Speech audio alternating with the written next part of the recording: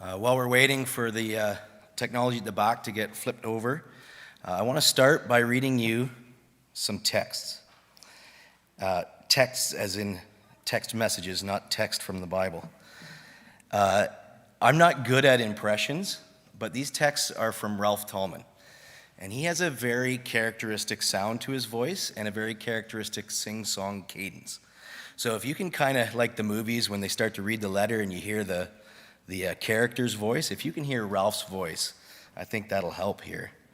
So here we go. Hey Duane, Ralph here.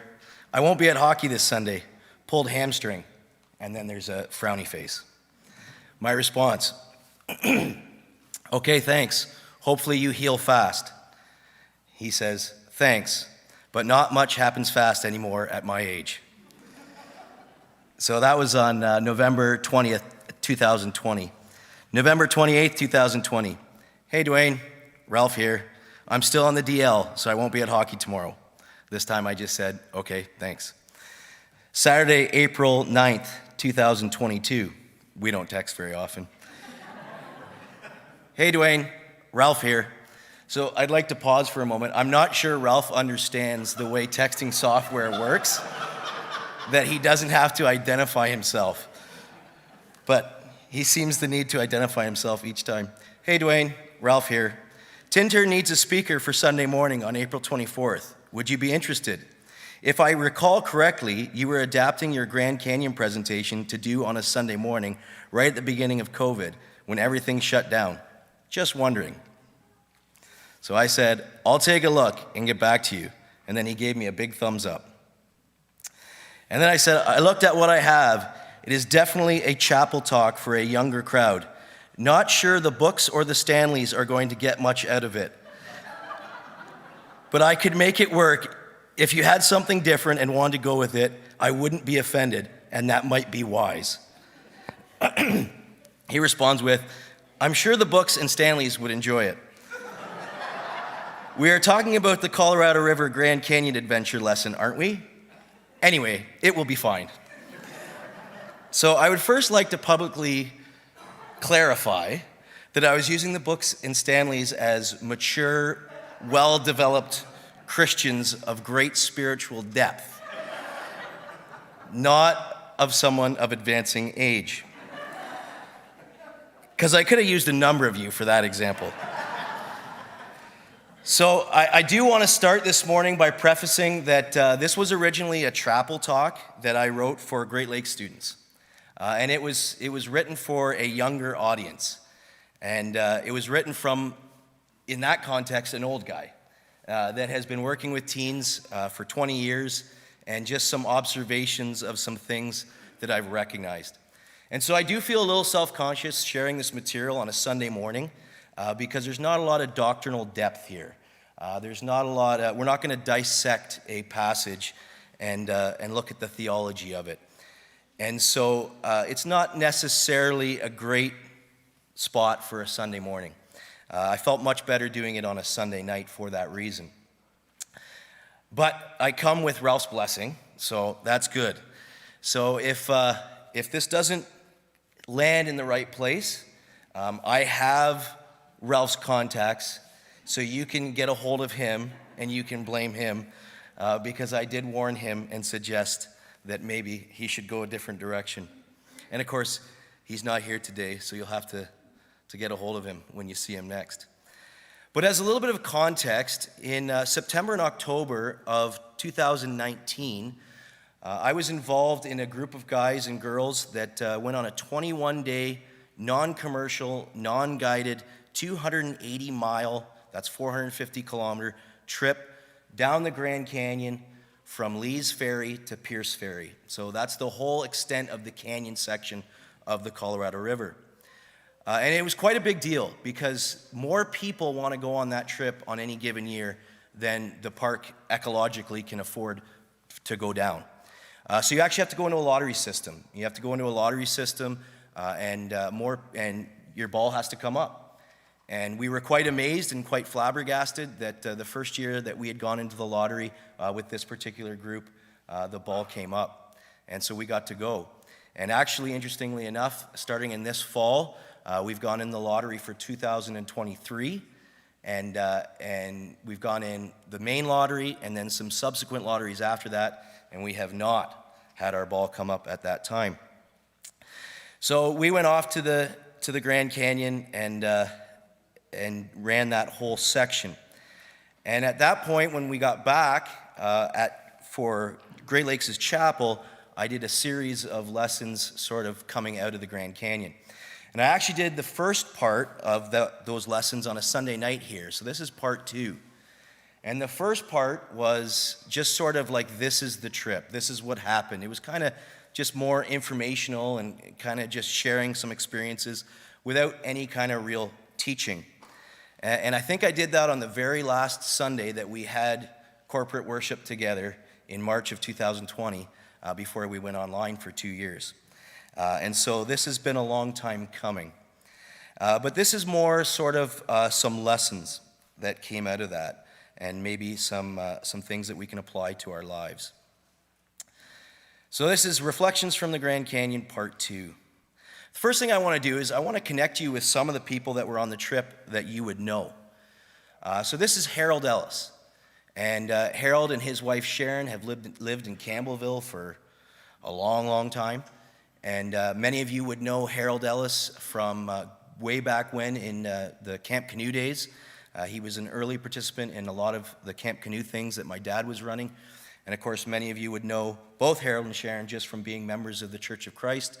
They've been members at Milton for a long time, very faithful members. And then many of you would recognize Sharon's name. Sharon, his wife, was involved. She was a school teacher, and she was involved in Camp Oma, and I believe it was Teen Week for many, many years as a teacher. So this is Harold. And Harold and Sharon, during much of the lockdown, were joining us for our online services. I don't know if you were keeping track of the chat, but Sharon would say hi from Harold and Sharon.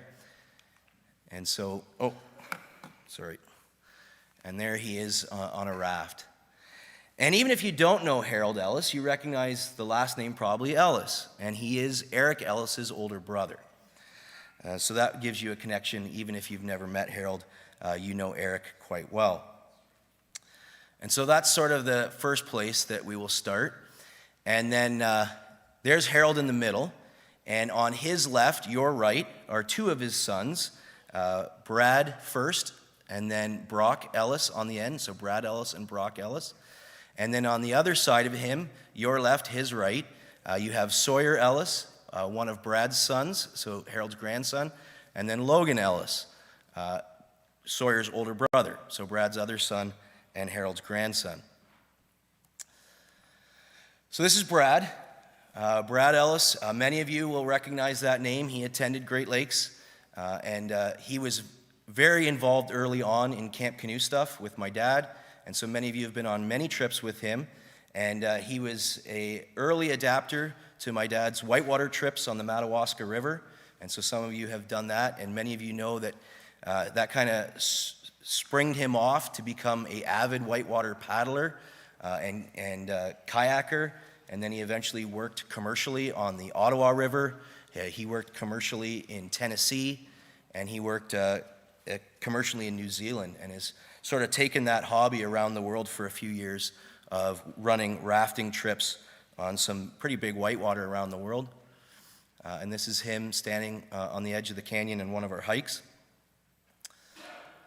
This is his son, Logan Ellis. Logan is actually here with us today. Logan has been a staff member at Great Lakes since 2017, a teacher, so 5 or 6 years, and he was on the trip. And so this is Brad and Logan together in that same spot that Brad just was.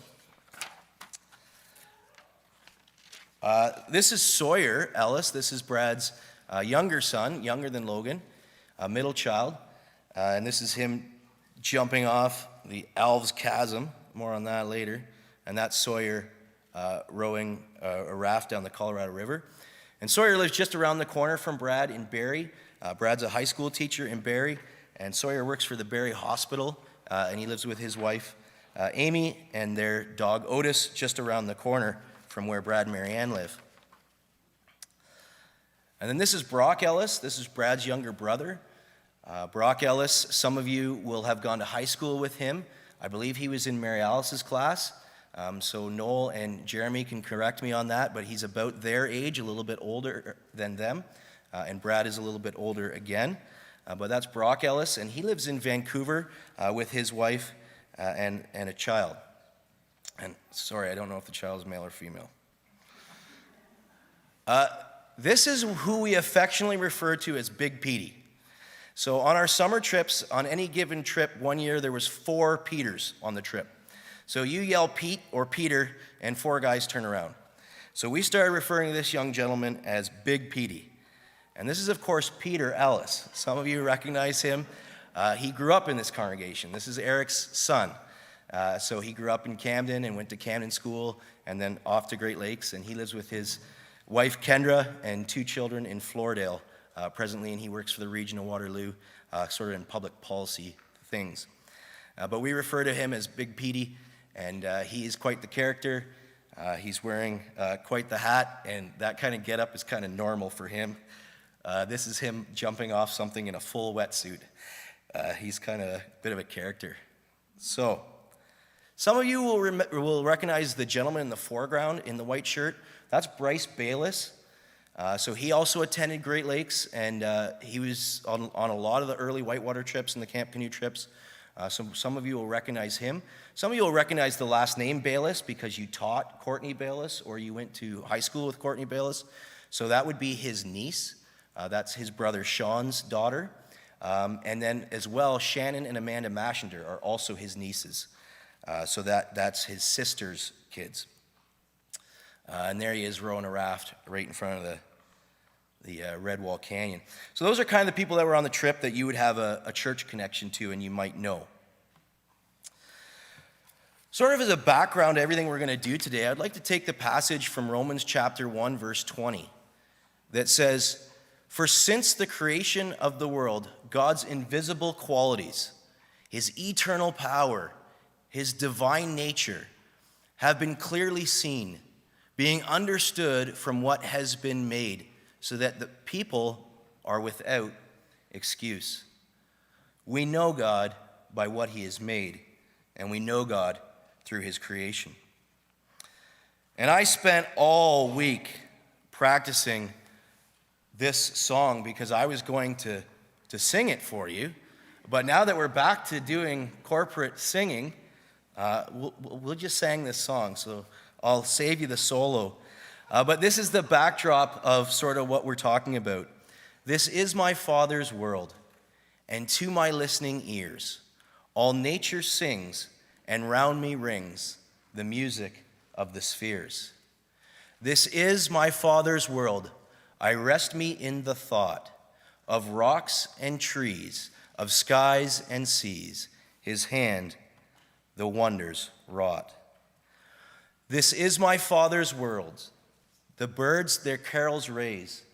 The morning light, the lily white, declare their Maker's praise. This is my Father's world. He shines in all that's fair. In the rustling grass, I hear him pass. He speaks to me everywhere. This is my Father's world. Oh, let me ne'er forget that though the wrong seems oft so strong, God is the ruler yet. This is my Father's world. Why should my heart be sad? The Lord is King. Let the heavens ring. God reigns. Let the earth be glad. Okay, so now for the 3-part sermon. This is the first point. I want to encourage the students at Great Lakes to seek adventure in their life. And I'd like to encourage you to be someone who seeks adventure.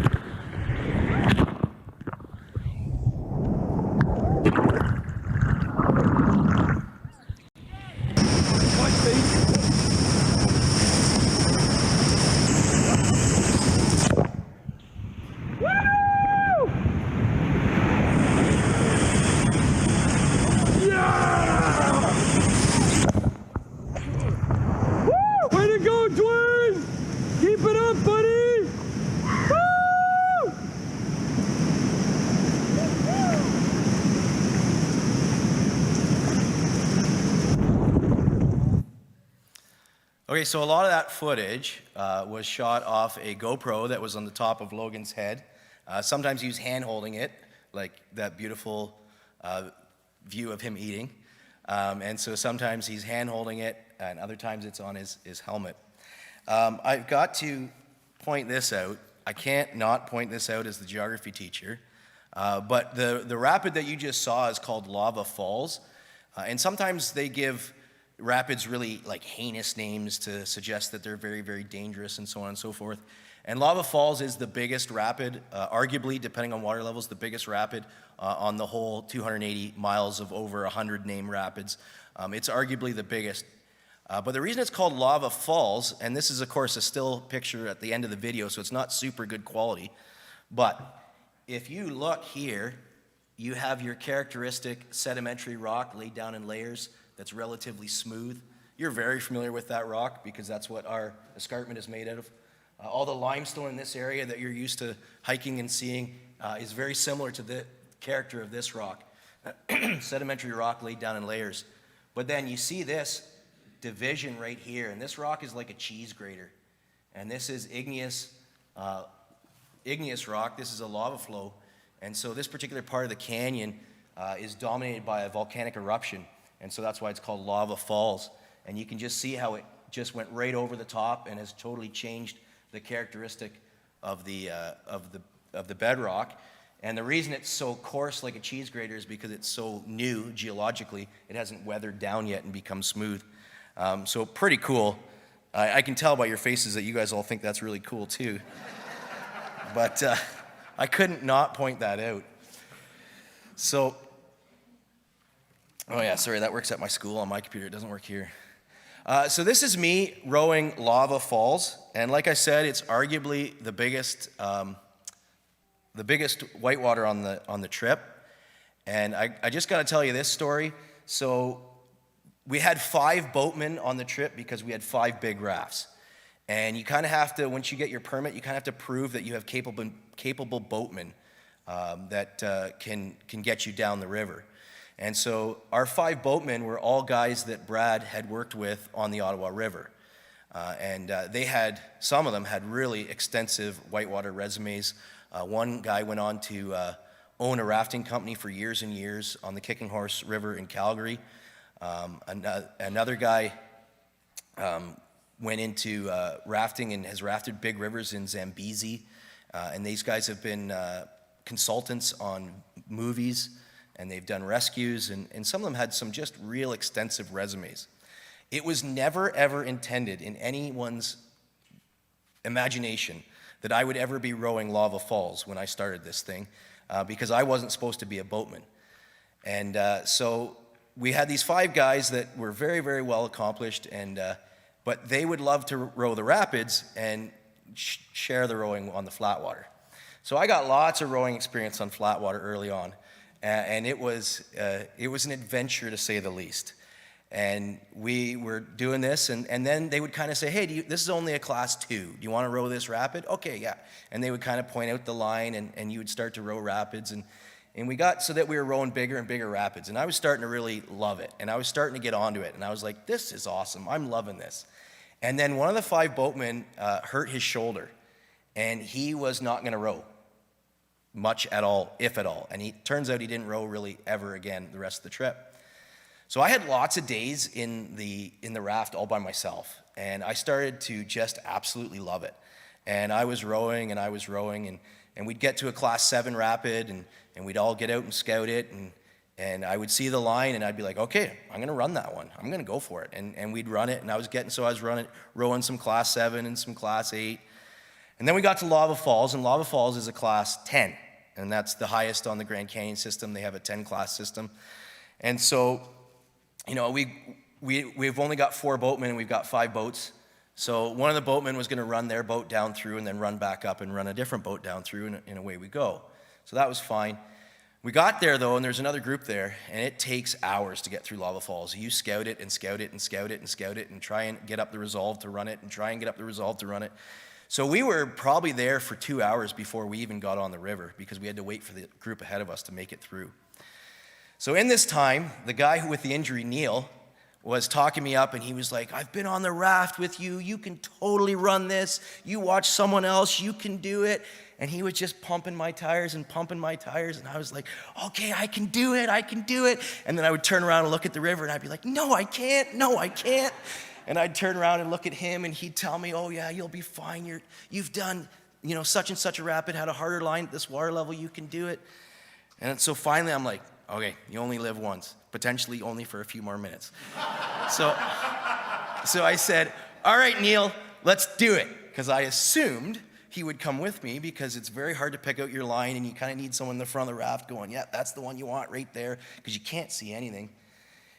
And so I said, all right, Neil, let's go for it. And he said, I'm not going with you. And he goes, I can't afford to swim right now. And I just went from like, I can do this, to there's no way I'm going to do this. So, I was pretty proud of myself after I came through that, and pretty amazing to me that I had never rode a raft before, and then I was running lava falls.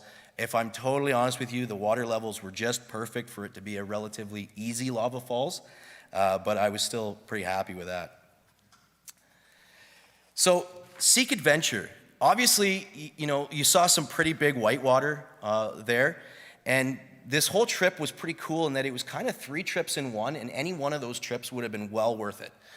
You just had some phenomenal whitewater, just amazing runnable rapids that are just some big whitewater, and just some really cool experiences on the whitewater. And if you just went as a whitewater trip and never got out of the raft, it would be worth it. It was amazing. But then, of course, it was also just some of the greatest scenery in the world. It's a photographer's absolute dream. And if you just went and somehow could avoid all the whitewater and just went for the scenery, it would be worth it. And I don't have a lot of good scenery photographs in this presentation. That was the part 1. So you'll kind of have to take my word for it. But the third thing was as a hiking trip. Again, if you could avoid all the whitewater and somehow close your eyes and not look at the scenery, just as a hiking trip, it would be worth it. And so we did a ton of hikes. And most of your hikes end up being in the dry creek beds of creeks that flow into the canyon. Because obviously you have these sheer canyon walls, so you need something to dissect that wall that gives you an avenue to go hiking. And you're in the middle of the desert. So a lot of them are these dry creek beds. And so you can just kind of imagine in this photograph, water making its way around this corner and then just disappearing into this bowl in this big waterfall. And so we would hike up this canyon and get to the waterfall and climb our way up and around it and keep going, and just phenomenal hikes. And here's another one of those dry riverbeds. And just some amazing hiking that we did. And I gotta laugh. This is Nankoweap, or what's often called the granaries or granaries. And the reason I gotta laugh is because when Noel and Martin and I on Wednesday night were making sure all the technology would work, I saw Martin's photographs that he was using with the songs, and I said, "Where'd you get that photograph?" And he goes, "Oh, I don't know, I just stole it off the internet." Because Nankoweap is the most photographed, the guidebooks say, I don't think anyone's actually counted, but it's the most photographed part of the whole Grand Canyon. Because this is the longest undisturbed view of the Grand Canyon that you'll ever have. And so the thing that kind of throws you off a little bit is, the Grand Canyon's a mile deep, and you start to picture this being a mile, and you allow yourself to see this as just a little thin ribbon of a river. But there's nowhere when you're in the river that you can see the canyon's edge, because it steps back in series. And so you can never see past the canyon right in front of you to see the rim. So this is actually a monster of a river in here that just kind of appears as a ribbon. But this is the big, mighty Colorado River that's quite large. And it's the longest undisturbed view. So your mind kind of tricks you that you're seeing like a mile or two downriver, but you're seeing 20-ish miles, tens of miles down the river. And this is the only time where the river's straight enough that you get that view. And so it's the most photographed point in the river, and I have some amazing photographs of that scene, and of course the ones that Martin was showing were that. But this photograph's not very good because it's washed out where the sun was, but I put this in here just to kind of say, like, here's the group of us. And we had climbed up. And if you look over people's shoulders, over Logan's shoulder here, and right there, you can see some hollows in the wall. So this is where the Havasupai tribe stored their grain. And I'm not really sure why. A lot of people right away are like, oh, because that's high enough the river couldn't get to it. That's way higher than the river was ever going to get. It could be defended relatively easy. I'm almost wondering if it's where the sun actually gets in so you don't get mold. That you got to get that high up the wall before you get enough sun to keep it from spoiling. But this was the granaries where they stored their grain. And so this was by far the best hike of the whole trip. It was amazing. And you could climb right up in there and get involved.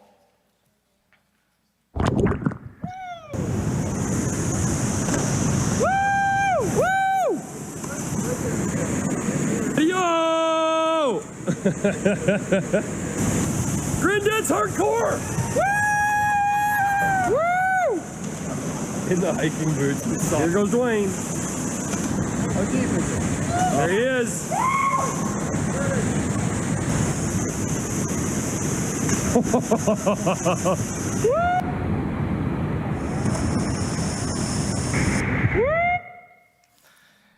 So this particular hike is a highlight. It's in all the guidebooks. It's called Havasu, and it's a creek that flows into the main Grand Canyon, and it's got a really, really high mineral load.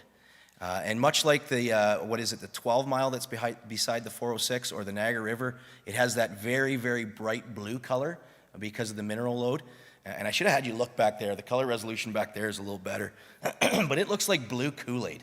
And it's just absolutely phenomenal.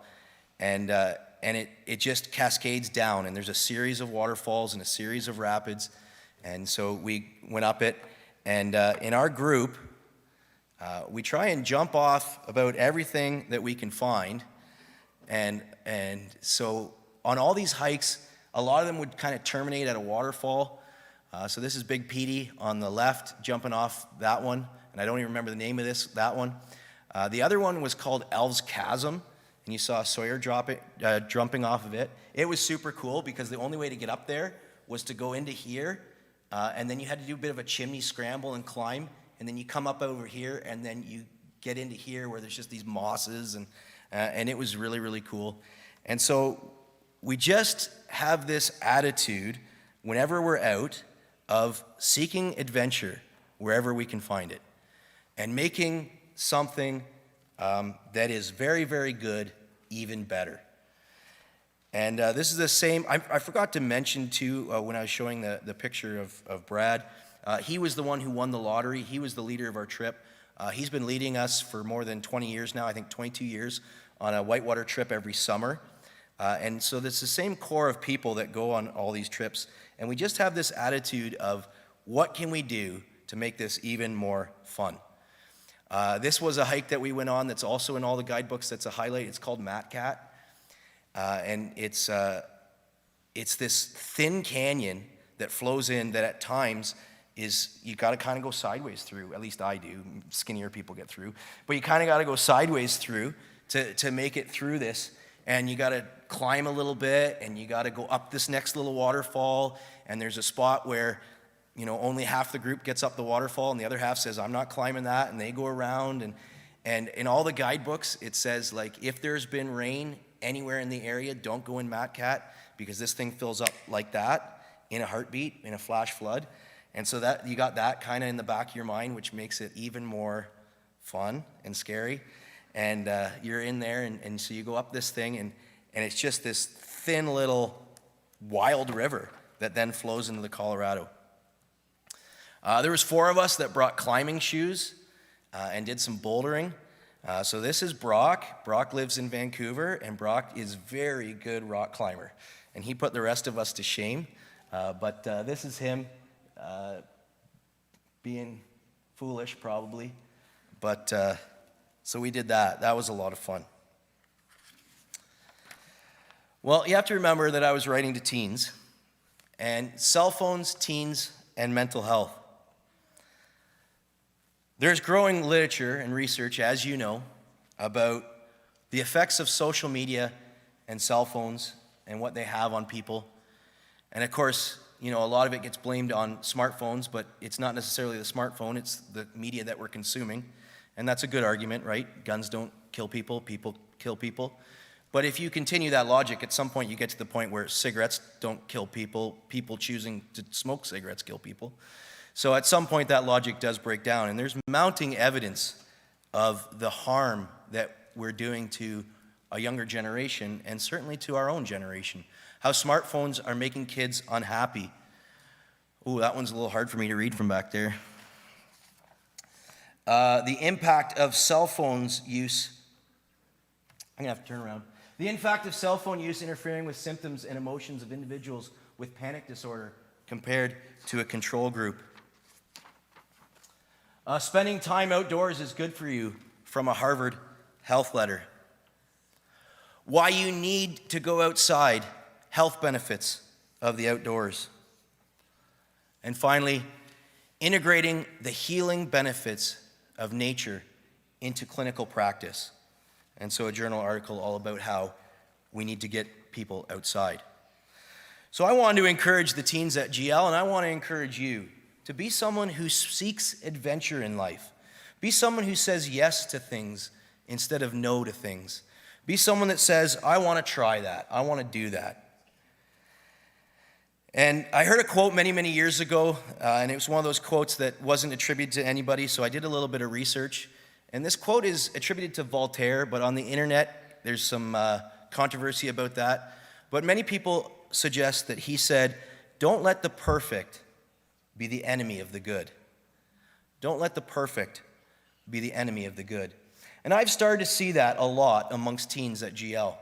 I'll take them hiking at Balls Falls for a phys ed class, and they'll come on the bus, and I'll open the bus door, and I'm sitting there as the driver, and they'll just, oh, that was awesome. Thank you so much. That was great. I love that.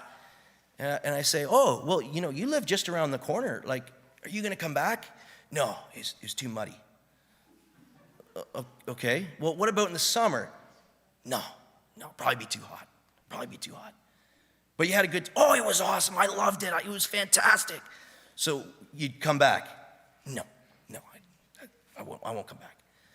And I'm like, Kirk and I, we used to ride our bike to Balls Falls every weekend and practically live there. Like, you can ride your bike here.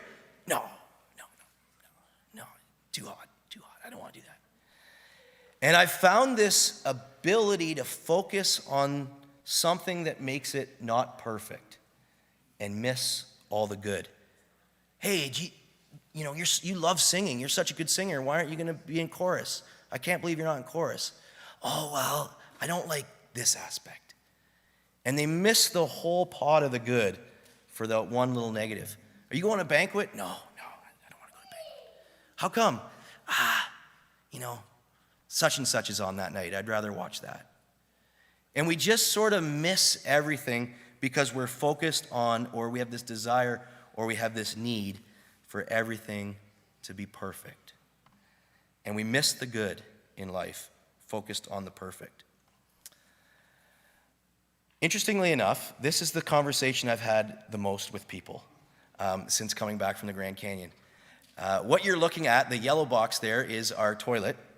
So there is a rule that you are not allowed to leave any solid waste in the canyon whatsoever, whether that be garbage or human waste. So you have this ammo box here, and we had about 8 of them that we filled using 16 people over the course of 21 days. And we had to carry that with us on the raft everywhere we went, and we had to set it up and tear it down at every campsite. And it's interesting to me that most people can't get past that. Like, that's it. They're like, I'm like, yeah, we saw like these mountain sheep. They were amazing. They're like, tell me more about the washroom. Tell me more. And I'm absolutely flabbergasted by it. And so, as I'm saying to you, seek adventure. I'm not suggesting that all of you should go to the Grand Canyon. In fact, I don't think many of you should. Okay? Seek adventure in your own way. But I got to tell you, this trip was hard. It was very hard. We were on about day 3, and I was literally sitting at my tent at night going, I'm not going to make 18 more days of this. There is no way. It was hard work. There was a lot of discomfort. There was a lot of things that didn't make it perfect. And I remember thinking, I am not going to make it. But then I hit a rhythm, and 3 weeks after the trip, all I can remember is all the good. And I have forgotten all the difficulty. And there was a lot. Brad would say in the emails, are you ready for your working holiday? I think I worked harder on that holiday than I've ever worked a day in my life.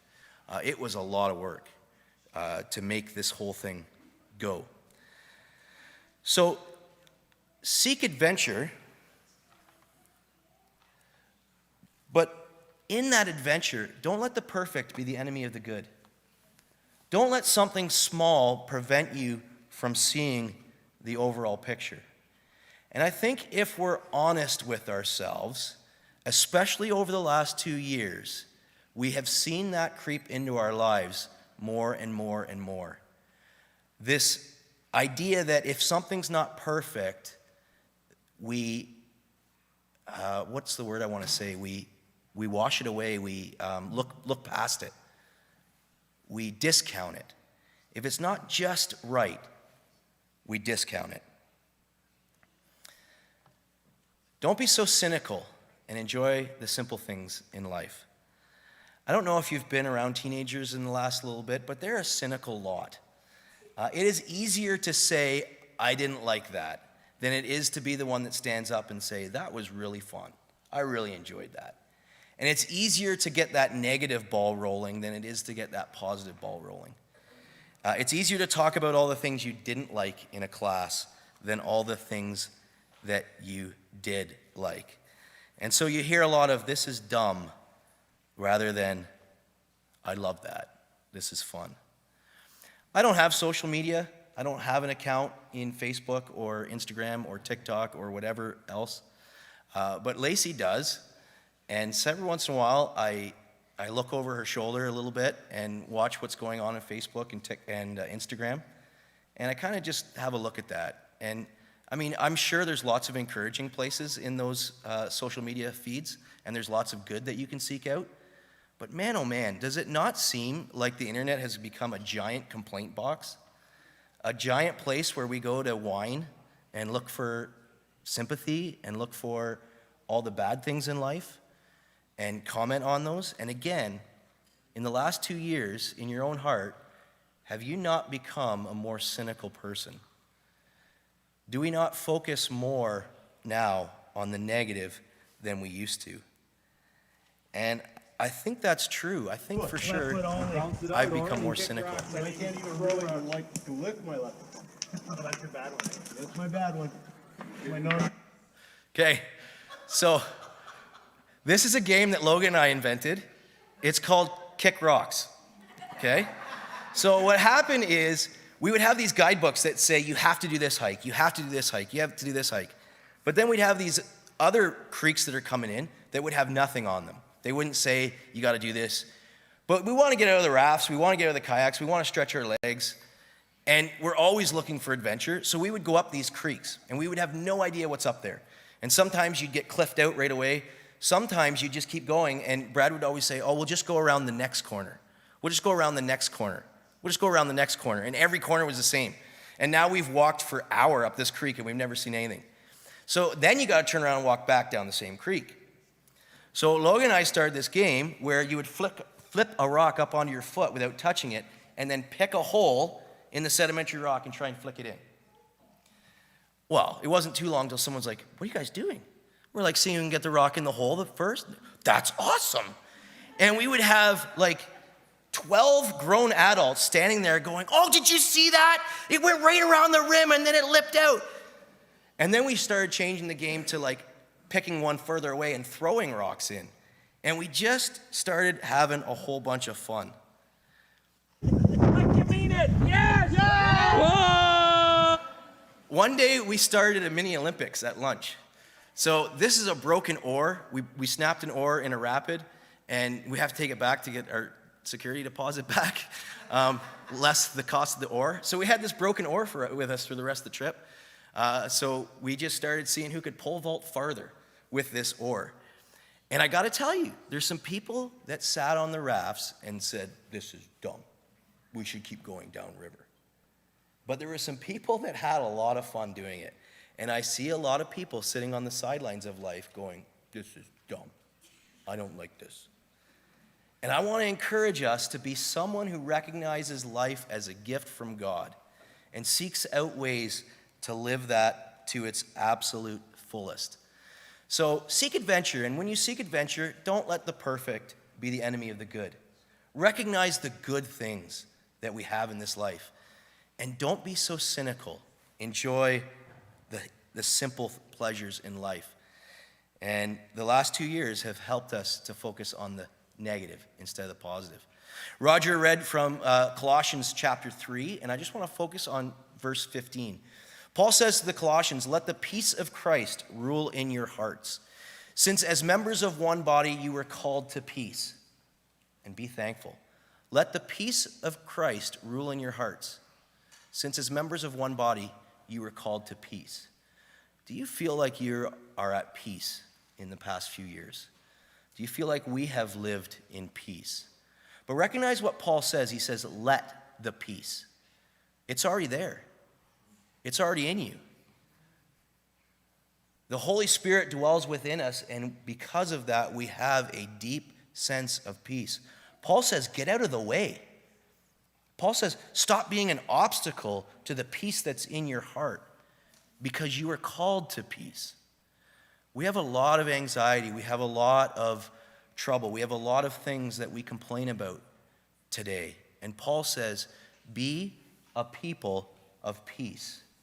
Let that peace rule your hearts. And you say to Paul, well, how do I do that, Paul? How do I become a peaceful person? And he answers that. He says, be thankful. Be thankful. I want to submit to you today, you can't be cynical and thankful in the same breath. When you are cynical, that is the language of the devil. It's the accent of hell. The devil says to Eve, oh, you can eat of the fruit. Surely you won't die. The devil says to Jesus, why are you in the wilderness hungry? You have the power to turn all these stones to bread. The devil uses cynical language, and cynicism is the accent of hell. It's focusing on the negative, but thankfulness is looking to see the good in things.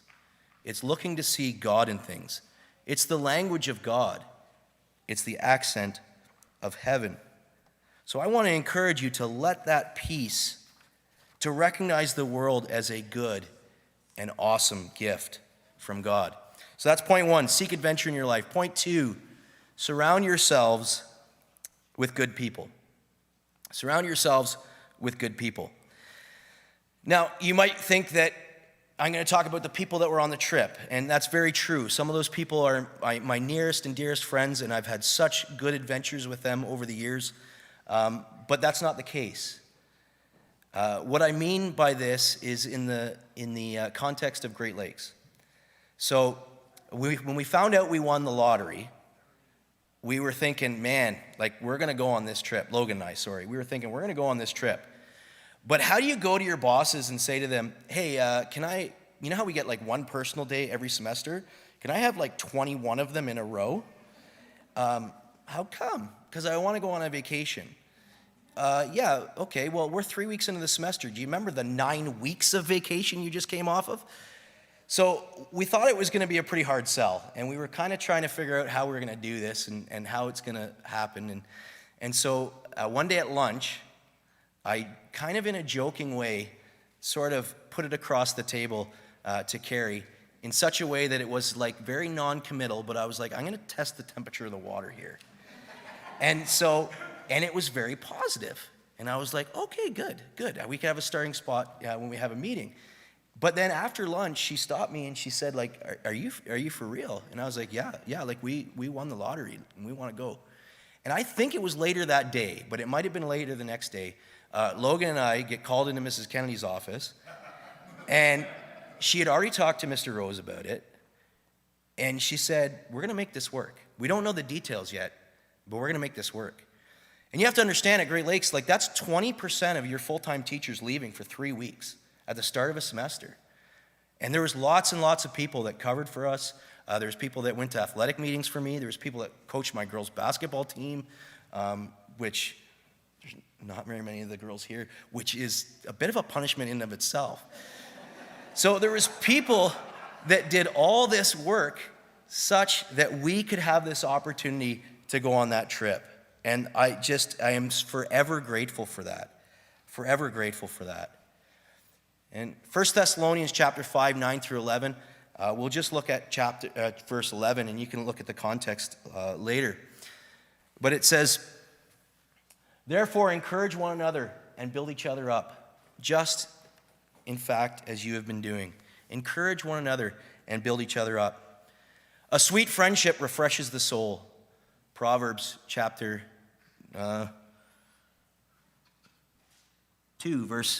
27, verse 9. So encourage each other. Surround yourself with good people.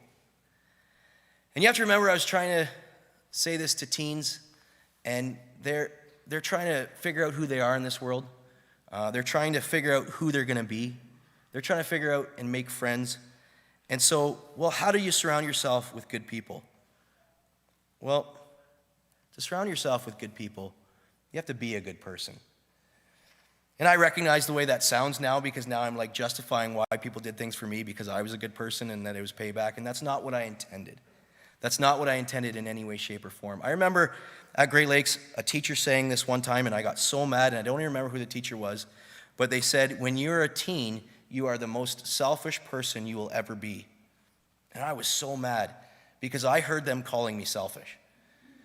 And I was like, I'm not a selfish person. And I compared myself to my peers, and I compared myself to people in the world, and I don't know what the rest of the lesson was about, because I got really mad that day. I was like, I am not a selfish person. How dare you generalize me? And then it was years later where I realized they said you're the most selfish you will ever be. That doesn't mean you're a selfish person. That means you're the most selfish you'll ever be. And then I recognized at that moment, oh my goodness, that's true. I was a selfish brat back then. And so I was trying to convince the teens that you got to be the person that you want someone else to be in your life. So they're trying to figure out who they are, who they're going to be. And it's a point in your life where you're focused on yourself and you don't look at others. And I want to, when you think of be a good person, maybe you think of the golden rule, right? That's something that we kind of quote so often. Do unto others as you would have them do unto you. And I don't know, maybe I remember Sunday school wrong, but this is the way I remember it being taught in Sunday school. That you have a spectrum of deeds. You have negative deeds that have negative value, and you have positive deeds which have positive values. And so on the negative spectrum, maybe hitting someone or making fun of someone, these are all on the negative spectrum. And I think we walk away from Sunday school message with the idea that as long as we don't do the negative to people, then they will do the positive to us. That we kind of take the golden rule, and it's written in Luke 6:31 as do unto others as you would have them do unto you in the NIV. And in the Living Bible, treat others as you want to be treated. But we take this idea of treat others as you want to be treated, and we turn it into sort of a ticket that if I don't treat others bad, I will be treated well. If I don't treat others bad, I will be treated well. And that's not what it's saying. It's not saying don't treat others bad so that you will be treated well. If I can kind of take some license and rewrite it, it's saying be the person in other people's lives that you want to have in your own life. What do you value in a friend? What do you value in a spouse? What do you value in a companion? What do you value in a person that will come alongside you and help you in life? And make a mental list of that. Make a real list of that. And then look at that again through the lens of, am I that for other people? Am I that for other people? I gotta say, again, I hate to bring up the pandemic again, but I feel like in the last few years, we now, more than ever, expect people to treat us better than we expect to treat others. Is that true for you? When you think of how you should be treated, Do you justify the way you treat others, but then expect better in return from society? And I think that's the case. I know it is for me too often, where I will justify my poor behavior towards others because they did such and such. But then I expect very good behavior from them or others in return. So, this is my encouragement for you, and hopefully it lands somewhere. Seek adventure in life. Be someone who says yes to things. Look at the world as God's gift, and look for the positive in that. Whoopsies. Sorry. Seek adventure. Surround yourselves with good people, people that will support you and provide you with opportunities, and be that same person for someone else.